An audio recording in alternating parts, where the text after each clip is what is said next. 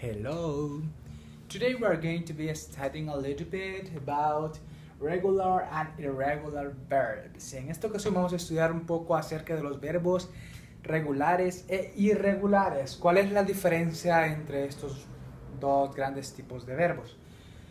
Pues la más notable diferencia es que los verbos regulares tienen una terminación en ed, se les llama ed ending, y los irregular verbs no tienen esa finalización en ed, sino que siguen otros patrones. Ok, empecemos con los regular verbs. Hay otras subcategorías debajo de la categoría de verbos regulares. Por ejemplo, el primero que tengo, el primer verbo es work, de trabajar, ok. Como termina en ed, ambos, pasado y participio, solo se les agrega ed. Work, trabajo, I work, yo trabajo, o simplemente trabajo. I worked, yo trabajé. I have worked, yo he trabajado. Entonces, la primera categoría o subcategoría para los verbos regulares es agregar ed a la base, que es el verbo en presente. No podemos estudiar quizá todas las reglas de cuándo vamos a agregarle solamente ed y cuándo vamos a hacer otros cambios, pero vamos a estar tratando de aprender algunas de ellas. Por ejemplo, los verbos que terminan en e, o sea, con terminación en e, como es ed ending, simplemente le agregamos la d. Por ejemplo, use, que es usar, used. Ambas solo se le agrega e. I used to do this or that. Acostumbra a hacer esto o aquello. I used to, acostumbraba a. Y I have been used to, he estado acostumbrado a. Entonces ambos, para el pasado y el participio, simplemente se le agrega la d. Ahora con cry, los verbos con finalización en y. ¿Qué pasa aquí?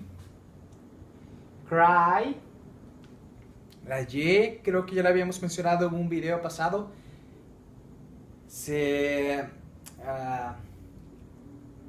podríamos decir se borra o la cambiamos por una i latina y agregamos ed.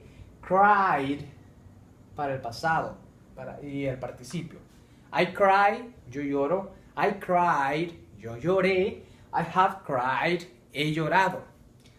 Y ahora esta, terminando siempre en y, pero que la y o la letra que le antecede es una vocal. Ahí no se cambia a i latina, sino que se mantiene la y.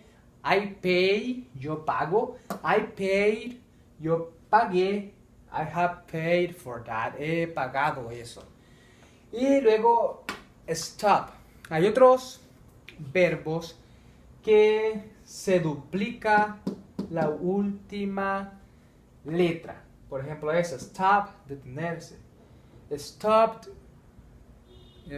depende con I have stopped, si fuera para el participio me he detenido, o I stopped, me detuve. Entonces, como les mencionaba, no vamos a poder estudiar en una sola lección todas las reglas porque nos va a llevar mucho tiempo, pero estos son algunos ejemplos, bases de los verbos regulares que nos vamos a encontrar, que siempre van a estar terminando en ed, pero depende la finalización de cada uno de ellos. Simplemente les vamos a agregar un ed, o le vamos a agregar solo una d, o vamos a cambiar la y por una i y le vamos a agregar ed, o vamos a duplicar la última letra y luego vamos a agregar ed. Bueno, y ahora los irregulares. Estos son aún más especiales que los verbos regulares. Hasta el nombre lo dice. regulares e irregulares, o sea, no muy normales. Tenemos diferentes categorías también en esto. La primera sería think, I think, yo pienso, I thought, yo pensé, I have thought, yo había pensado. ¿Cuál es entonces la diferencia acá? Esta es la base para presente, para pasado y para participio. En el primer ejemplo que tenemos, el verbo para pasado y participio tiene la misma forma. Vamos a encontrar muchos verbos así que tenemos la base o el presente y el pasado y el participio es el mismo. Pero luego venimos y encontramos otro tipo de verbos. I eat, yo como. I ate, pasado, yo comí.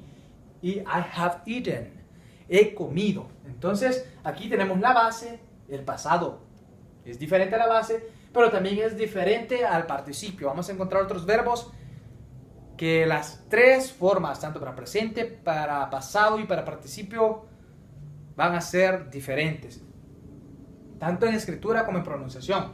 Y ahora tenemos otro tipo de verbos entre los irregulares que son muy especiales, y es aquel tipo de verbo que se escribe de la misma manera, pero lo único que lo va a distinguir es la pronunciación para saber si es presente, pasado o futuro, y también el contexto en el que se ha usado.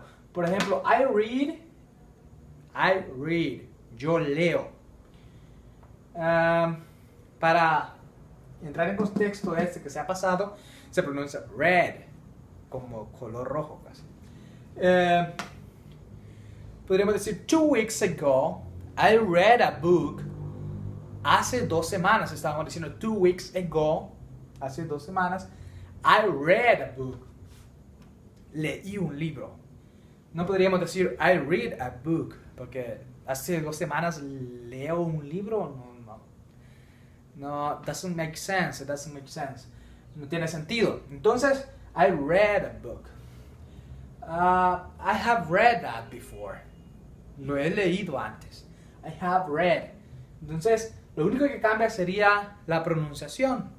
Y así vamos a encontrar otros verbos que la misma escritura, a veces lo que cambia solamente es un poquito la pronunciación. Así que estos son ejemplos de verbos irregulares. Y claro, tenemos más tipos de verbos o otras formas de usar los verbos. Por ejemplo, los modal verbs, que nos ayudan para sonar más educados, para pedir favores. O auxiliary verbs, que nos ayudan para hacer preguntas. Por ejemplo, el verbo do, el verbo have.